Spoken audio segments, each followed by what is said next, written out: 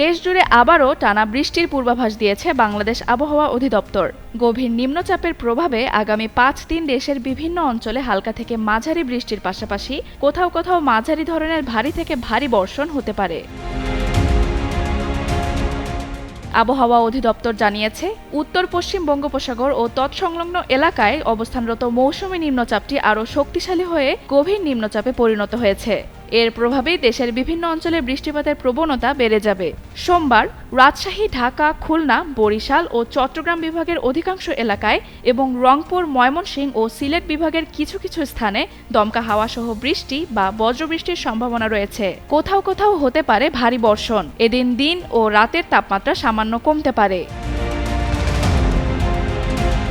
মঙ্গলবার খুলনা, বরিশাল, চট্টগ্রাম ও সিলেট বিভাগের অধিকাংশ এলাকায় এবং রংপুর, রাজশাহী, ঢাকা ও ময়মনসিংহ বিভাগের কিছু স্থানে বৃষ্টি অব্যাহত থাকতে পারে। তাপমাত্রাও সামান্য কমতে পারে। একই সঙ্গে কোথাও কোথাও ভারী বর্ষণের সম্ভাবনা রয়েছে।